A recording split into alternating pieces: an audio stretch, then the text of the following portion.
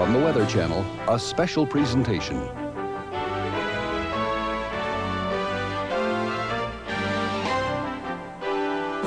From the Johnstown Floods to Hurricane Andrew, weather disasters kill hundreds of Americans every year.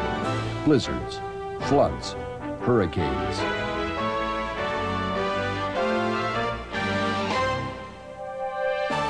And with each disaster comes a new respect for the power of nature. A respect that may help us survive the next great weather catastrophes.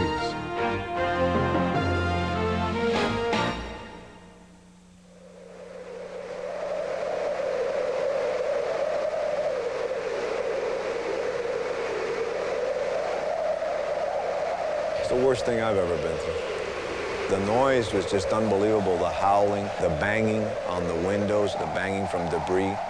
It's scary because your heart is racing. You're like, oh my God, you know, you want it to stop already. You're like, please, Lord, stop. And you want it to stop, and it won't. It just goes and it gets stronger and stronger. And when you start to cry, that's it. You let go of the fear. There's nothing else you can do. Hurricane Andrew killed over 40 people in South Florida. Wind gusts measured at 177 miles per hour.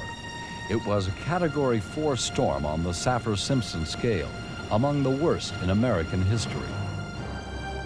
And the 200,000 homeless and stricken survivors faced unspeakable devastation. My neighbors started coming out of their houses, and everyone was like in shock. They were just in total disbelief of the amount of destruction and damage that was done to the neighborhood. I'd never seen, I don't ever want to see anything like that again. For those who endured Andrew, it had to be the worst hurricane ever for Florida. But history tells us there was one even worse, only 30 miles away. Andrew was a 4 on the Saffir-Simpson scale. This one was a 5. It was the 1935 Labor Day hurricane, the most intense hurricane ever to hit the United States. Hurricane expert John Hope. As you know, in Andrew, the area of devastation, the width of it was about 30 miles or so wide. And I don't think the Keys hurricane in 1935 was any wider than that, perhaps not even quite as wide. But they were very striking in that they were very small, very powerful, and they formed very rapidly. The Labor Day disaster began in Washington. In the early 1930s, hundreds of World War I veterans camped in the shadow of the White House to protest Roosevelt's policies towards them. President Roosevelt ordered the Army and General MacArthur over to destroy their camp and packed them up and sent them to the Florida Keys to build the bridges on the overseas highway. The WPA people had quite an elaborate evacuation, and already had a contract with the Florida East Coast Railroad to provide a train that would come and pick the veterans up. They had a number of different difficulties, of course, being Labor Day weekend, rounding up a crew. Cumulatively, it delayed the train too long. They got to Matacumbe just as the height of the storm hit. The hurricane swept the train, the work camps, and the veterans into the sea. Winds of up to 200 miles per hour, a 20-foot storm tide. The storm killed over 400 people and wiped the Middle Keys clean. The Parkers were one of 3 families homesteading on Lower Matacumbe Key in 1935. 4 of them still live on the old homestead land. The roof and the windows and the doors and everything went at one time, and the water came in. And the house went off of the foundation and started to move. Can't imagine what a feeling that is. This old barometer went through the 35 hurricane. Cliff Carpenter was a tourist fishing guide in Tavernier Key in 1935. 12, 13. It never leaves me. It never leaves. I may not talk about it, but it's still in the back of my head, that 35 hurricane. And like survivors of Hurricane Andrew, Carpenter is haunted most by the terrible aftermath of the storm. No water, no food, no shelter. And worse, bodies were scattered all over the Keys. One of the burning piles was Snake Creek. That's 5 miles below here, right at this end of the bridge. Just bring them in then, pile them up, burn them.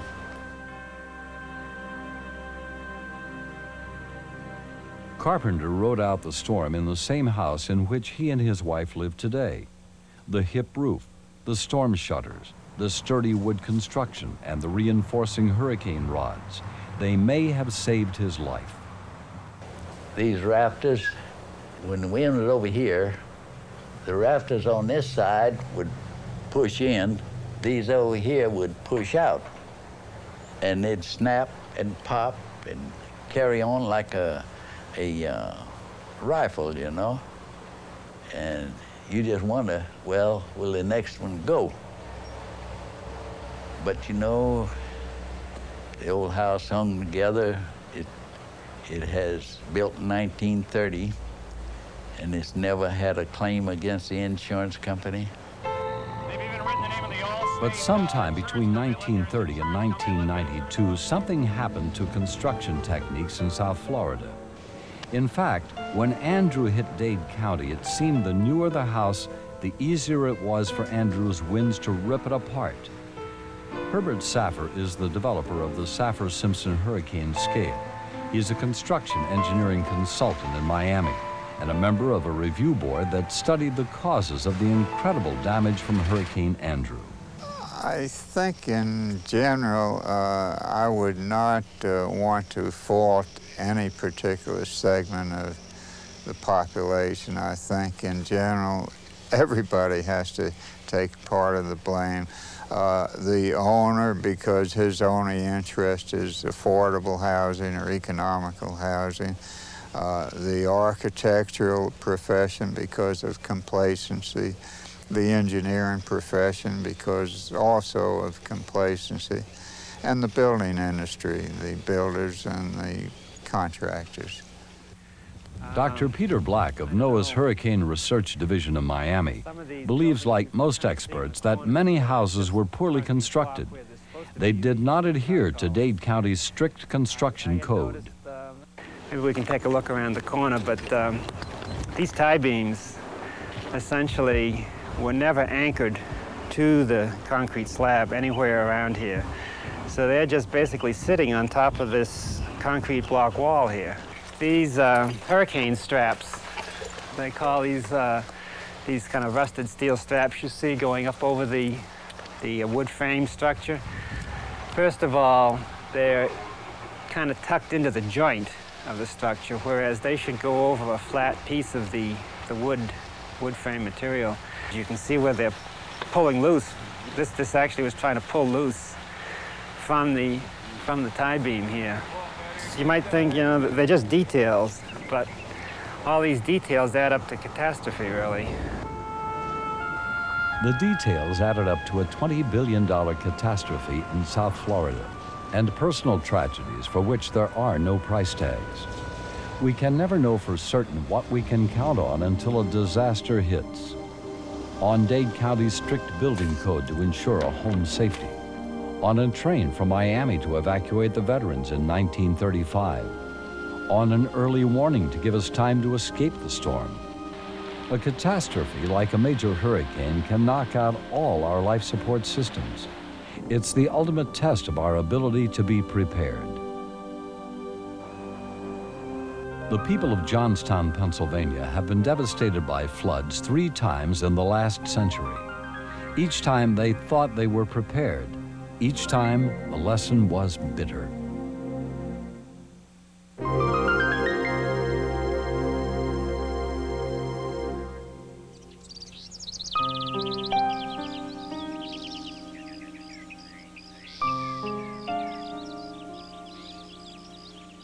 On May 31st, 1889, a huge earthen dam gave way above Johnstown, Pennsylvania. 2,200 people died. Many of them were laid to rest here in Grandview Cemetery. Entire families were wiped out. Hundreds of the dead were never identified. They lie in these unmarked graves. The city was devastated in less than 10 minutes.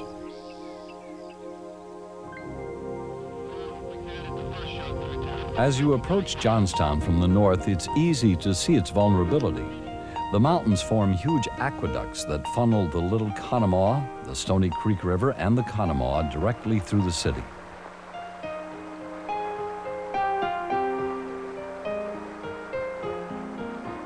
Johnstown's history rests along its rivers. The great Cambria Ironworks, built around 1850, still stands along the banks of the Conemaugh. The stone bridge, built over 100 years ago by the Pennsylvania Railroad, a kind of memorial to the people who died here in 1889. Everywhere you go in Johnstown, there are reminders of the Great Flood. Well, Johnstown in the 1880s was a wide-open, booming steel town. It was one of the nation's centers in the emerging modern steel industry, and the town was expanding at an unbelievable rate. Population was doubling every 10 years as waves of immigrants poured into Johnstown to get jobs in the mills and mines of the Cambria Iron Company. Johnstown, of course, is a flood-prone community, but what they'd done in the 1870s and 1880s is essentially cut the rivers in half. They would take slag from the iron furnaces, pour it into the rivers, and then build on it, so they'd made land at the expense of the rivers. And as the rivers were narrowed, the frequency of flooding increased. The Southfork Dam lay 14 miles above Johnstown on the Little Conemaugh. It was owned by the exclusive Southfork Hunting and Fishing Club. Its members, men like Andrew Carnegie and Henry Clay Frick, built boat docks, the clubhouse, and what they called summer cottages along the lake's edge. In Johnstown, it was known as the Bosses Club. This is what's left of the dam today. The club had rebuilt it in 1880, but without any qualified engineer to supervise, they botched the job. The lake behind it was 65 feet deep, 3 miles long, and a mile wide. Memorial Day, 1889. It rained heavily the night before. By morning, 8 inches had fallen at the Southfork Dam, and the rain was still pouring. The water in the reservoir was only 2 feet below the top of the dam, rising at about an inch every 10 minutes. And 14 miles below, Johnstown was already flooding. At 3:15 that afternoon, 20 million tons of water pushed through the dam. In less than an hour, it wiped out a half-dozen small towns, a 75-foot railroad bridge, 24 locomotives, the huge Gautier wire mill, and at 4:10 in the afternoon, it hit Johnstown. That is when my mother took me in her arms and said, "Carrie, we're going to die."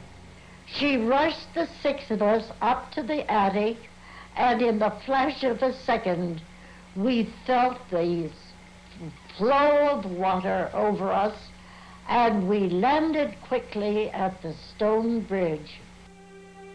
The stone bridge was at the west side of town. 14 miles of victims and survivors, horses and cattle, locomotives, factories, trees, and houses piled against the arches. My mother and father being pinned in, the men had to work quickly to get them out. My brother was never taken out. They thought he was crushed, and we're hoping that he lies among the unknown dead in this cemetery. Officially, 2,207 deaths were documented. Witnesses at the time said the death toll was much higher.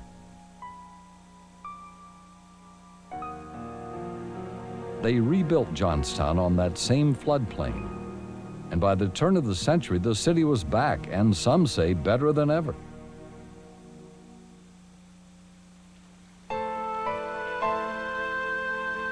The snow was still melting in the mountains on St. Patrick's Day of 1936.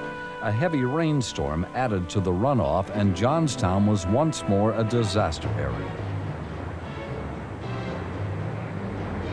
The flood in 1936 killed 25 people, and property damage was 4 times the 1889 flood. 15,000 Johnstowners wrote President Roosevelt demanding help to prevent any more floods in Johnstown. He responded generously with a $7 million flood control project. When it was finished, the Corps of Engineers announced, "We believe that the flood troubles of Johnstown are at an end. We salute the flood-free city of Johnstown." The statement stood for 41 years. Attention, this is the police. All civilians on the bald-weather streets in the city of Johnstown. This is an emergency. The Weather Channel's Ray Ban was a weather forecaster in the Johnstown area in the mid-1970s.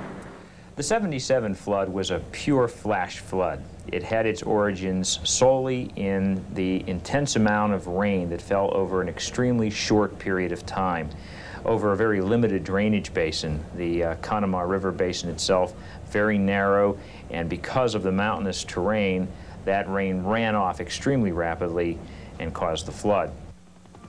The failure of another earthen dam caused most of the deaths. 77 people were killed, 8 more missing. Property damage estimates $300 million. The Corps of Engineers would never again declare a city flood-free. Well, I think the lesson here, among many, is you can always depend on nature to do its worst. That man can mitigate disaster, he can prepare for disaster, but there's no way that you can make some communities totally free from floods or whatever natural disaster that they're prone to. I think Johnstown, after the 1977 flood, is a much safer place to live in. But this whole goal of totally eliminating the threat, the worst that nature can deal, it's impossible. Some disasters are predicted days in advance. Everyone knows they're coming, and still we're surprised. The Superstorm of '93, next.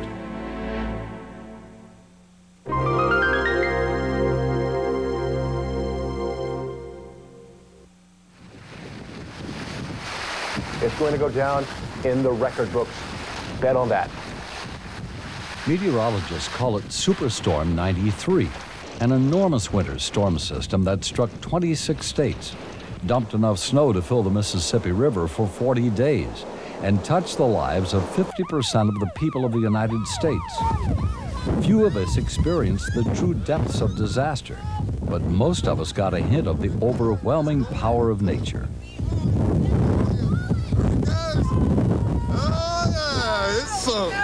All the way from Florida through Maine, the intensity of this storm had been indicated well in advance, several days in advance, for example. We started to talk to the emergency managers at the federal level on Tuesday and warning them of the intensity of the storm that was going to happen over the weekend. But over 230 people lost their lives, the most in any single weather disaster in the U.S. in nearly 20 years. What seemed to be lacking was understanding. Many of us, especially in the South, experienced something we knew little about, the icy lash of a blizzard. Several people were killed in Florida by tornadoes spawned by the storm system, and by a storm surge on the west coast of Florida that surprised everyone. The rest of the country, most of the deaths were due either to exertion or exposure. And we saw many individual cases of people having heart attacks from shoveling snow. This was a very heavy, wet snow in many areas. Or we saw people leaving their cars, getting caught out, being really unaware of the intensity of the cold and of the wind accompanying these blizzard conditions. For most of us, the life-threatening paralysis of a blizzard came as a surprise. When you go for a drive, you know that something may go wrong, so you have a spare tire. You count on the police coming by if you have problems. You think that somebody in your family will come to look for you if you haven't arrived in time.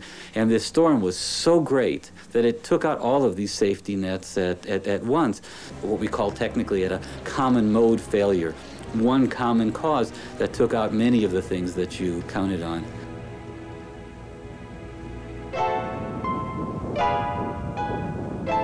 From March 11th to the 14th in 1888, a blizzard very similar to the '93 storm pounded New York and New England.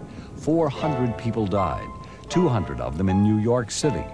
As in 1993, it was a common mode failure, the failure of those technological safety nets which caused most of the deaths. New Yorkers counted on the new elevated trains to get them to work, on food delivered from out of town to live on. Mary Cable is the author of a book on the blizzard of '88. She lives and writes in Santa Fe, New Mexico. Oh, the elevated had been going only a few years. And that really revolutionized. People could live in the Bronx or Brooklyn and get to work. I mean, they could commute. It was the beginning of commuting. The New Englanders just did as their fathers, grandfathers, and way back had been doing. They stayed in their houses. They had food in the cellar. And the New Yorkers had this thing about getting to work no matter what, and if their transportation wasn't available, they would walk miles, like 10 miles. There was one man who got stuck on a train as it was headed into Manhattan. And there was a long line of stuck trains ahead of his train. So he walked and crawled along the tops of the trains to get to Grand Central, and he did. But would New Yorkers have been better off not counting on the new transportation modes? You mean in the blizzard, would they have been better off? Right. Well, yes. But of course, they might not have had a job at all because it would have been a small town. New York grew in the 1880s thanks to the modern modes of transportation. Then during the blizzard, New Yorkers were surprised when these modern wonders failed. In the 20th century, technology gives us weather warnings which save lives, but we too run a risk when we count too heavily on our technology. The fact is that we don't always hit the storms as accurately as we did this storm blizzard of '93. But people have to take responsibility for their own actions. They have to be aware of what's going on around them, and they have to be sensible in their actions as they are living with Mother Nature. And to continue to count on somebody else to warn you, to guide you in those periods of time is basically illogical. Nothing that will come through increased technology is going to be able to replace the personal common sense aspects of knowing the environment and being able to respond to it. I think we can take this new technology, maybe add it together with some of the savvy from the old pioneers and learn to be a lot smarter about the way we build our structures and the way we react to these storms. So people took a lot of responsibility on themselves in the height of that hurricane to save themselves. Even as their houses were falling apart, they knew enough to get into interior rooms, to get mattresses piled over their heads, and there were a lot of tales of bravery there in that 2 or 3 hours.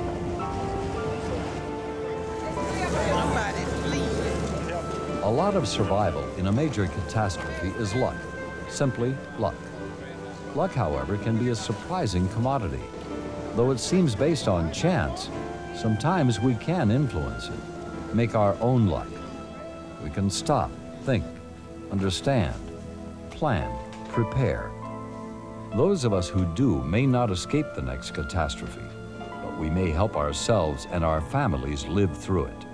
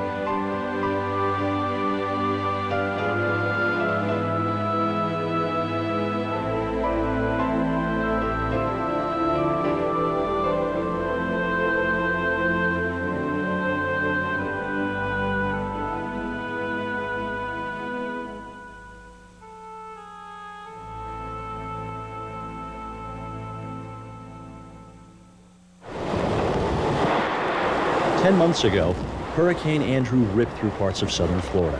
The storm devastated large areas of Dade County. By storm's end, 59 people were dead. Damage was estimated at over $20 billion, and thousands of people were left homeless. Today, the landscape is still visibly scarred.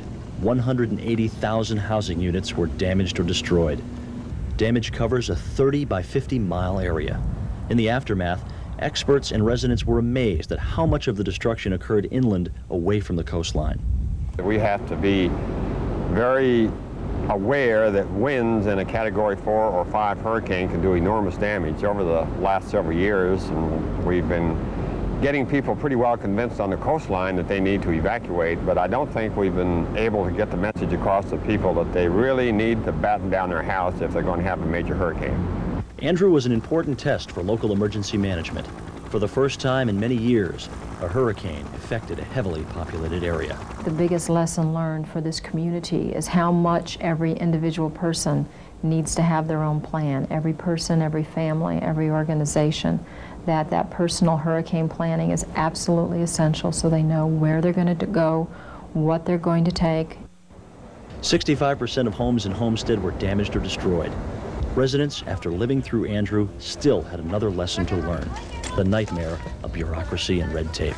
Somehow we need to find a way to streamline that process, because the average person can't deal with it. You know, when you're faced with the frustration of building your home, trying to get your lives back together, dealing with the kids, all that, and then on top of that, you've got to go and deal with a federal bureaucracy.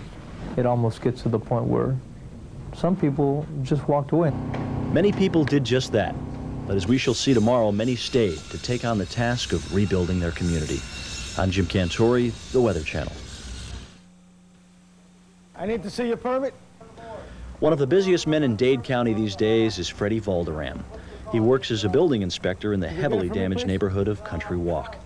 Because of the massive amount of damage caused by Andrew, new building codes have been introduced. He keeps an eye on the new construction to make sure it adheres to the new, stricter building codes. We look for the steel, supposed to be one in every corner. And every 20 feet or less, this way. We'll also look for the footing to be clean. The steel not in contact with the soil. Well, this house passed the preliminary test. Housing Inspector Valderram also keeps track of all the houses throughout the construction process. They're also missing bracing and 2 webs. Right here, right here. Since June 1st, all roofs and shingles have to be able to withstand winds of 110 miles per hour. The requirement before Andrew was 65 miles per hour. Construction is going on all over Dade County. In Homestead, 900 building permits were issued from August 91 to August 92. But since Andrew, 12,000 permits have been issued with a value of $98 million. Not everyone is following the new building guidelines. I'm telling you what the situation is. There is no permit in this house. The permit has been revoked. You can't work in this house until the qualifier and the engineer comes down to the office and meet with us. Since the storm, the Building Codes Department has added more inspectors to handle the extra work. Andrew did show weaknesses in construction in South Florida, and as a result, new codes have been introduced for all aspects of all new buildings. During the storm, we find out that the weakest point were the windows. And when you get that strong wind inside the house, because of the interior pressure, as the window goes, your ceiling will go, and part of the roof will go also. FEMA has produced a videotape to show residents on how to self-inspect their homes. Before making any major modifications to your home, though, check with your local building officials. Everyone, though, is realistic. They realize the new codes will help, but when faced by vicious winds as produced by Andrew, there is a limit to what can be done. I'm Jim Cantori, the Weather Channel. During Hurricane Andrew, many people in South Florida had to evacuate their homes and businesses. A survey completed after Andrew claimed that 70% of the population evacuated from the high-risk areas of Dade and Broward counties. Surprisingly, 44% in Broward County and 28% in Dade County said they did not even know that they were in a mandatory evacuation zone. It was a very limited study. It had a small sample. I don't consider it valid. We do know that there were areas where people failed to evacuate, and they were areas that we anticipated that kind of a response up front, primarily areas heavily populated by the elderly who are very, very reluctant to evacuate. After Andrew's course of destruction, there is a heightened awareness of the power of hurricanes. The community is now concerned that the next time too many people will evacuate. As we talk to people down in South Dade, some people who live inland, well inland away from water, so they're not really in danger of flooding, have told us that they will evacuate in the face of another hurricane. Now, if they do that, we have some concern that it might crowd the roads a whole lot and really overwhelm the whole system. That's the problem. The infrastructure is not in place to handle a mass exodus. Just look at US Highway 1 on a regular day. During an evacuation, it would become a nightmare. People could be caught in the storm on the highway. The message is not everyone has to evacuate. Only those who are told to do so should. The best plan is to have an appropriate course of action. One of the biggest challenges is really assuring people that if they take certain precautions and they do certain things, that they're going to be okay. People who live in hurricane areas should only evacuate when advised to do so. Stay informed. Andrew taught the community that evacuation plans do work, but have to be used in conjunction with some good old common sense. I'm Jim Cantori, the Weather Channel. In the past, storm surge along the immediate coastline has caused the most death and destruction during landfalling hurricanes. But Andrew was different. One thing we learned was that the winds in a storm like Andrew can cause a lot more damage than we might have thought before. I think we found that the damage from the hurricane wind field can be every bit as great, if not greater than that from the storm surge. Most of the damage occurred inland, away from the coast. Homestead, Florida City, and Leisure City were devastated. High winds caused destruction along a 30-mile wide path. I never imagined that wind could do the kind of destruction that it did if you flew or went over the Homestead Air Force Base and you saw the amount of destruction that was done there. And, you know, that base was built to withstand an attack. And you saw hangars, in essence, open like a can. Airplanes completely turned over. It was just unbelievable. Andrew's winds were sustained at over 120 miles per hour, and some gusts reached 200 miles per hour in places. Experts are concerned about how much damage could occur if a hurricane hits a larger coastal metropolitan area like the city of Miami. With an Andrew-type storm hitting right downtown Miami, I think the total damage figures might have gone as high as $40 billion worth of damage. Well, I'm certainly not a proponent of glass cladding on buildings in the hurricane coast. I think it's an extremely dangerous idea. But those buildings have been constructed over the last 20 years all along the hurricane coast. Andrew destroyed homes throughout the entire width of the populated area of Dade County. We now know hurricanes threaten more than just those who live on the coastline. The only thing we can do is to substitute education for experience, and part of the education certainly is getting the message over to these people to let them know what a major hurricane can do. A major hurricane can cause mass destruction to property, but as we'll see tomorrow night, it can also leave large emotional scars. I'm Jim Cantori, the Weather Channel. After Andrew, the long task of rebuilding lives and communities started. One of the lessons learned was how to deal with the emotional scars of such a massive natural disaster. The negative is the wear and tear that it creates on just the human lives. We've seen domestic violence go up. We've seen some of the crime go up. That has now been substantially reduced. The authorities' major concern was the lasting effects the storm would have on the children. Special counseling sessions and programs have been launched. FEMA has produced a special on hurricane preparedness aimed at elementary school children. The Dade County School Board, in conjunction with WLRN-TV of Miami, is producing a special to teach children about hurricanes. The Weather Channel's John Hope is featured in the program. That's why the winds get so strong, because the difference in pressure between one place and another. The focus of our program is to raise the awareness that the children went through Hurricane Andrew as well, and that they are survivors as well as their parents. Children from Dade County still relive the nightmare of August the 24th, 1992. It was real scary because we hear things banging and the windows started breaking, and then the roof started ripping off, and that's when I thought I was gonna die. When hurricane season comes, I was really scared. I'm really scared now because I'm scared another one's gonna come. The community has to rebuild together, physically and emotionally. Some are doing better than others. Well, we had heard a lot about children being traumatized, but I think one of the impressions that I got was that a good many of them anyhow had come back very nicely. That's the task for everyone, to bounce back and carry on. Hurricane season is here again. Those who lived through Andrew will never forget it. But hopefully, the lessons learned from Andrew will help others along the U.S. coastline to be better prepared. One thing is for certain, there will be another hurricane like Andrew somewhere. I'm Jim Cantori, the Weather Channel.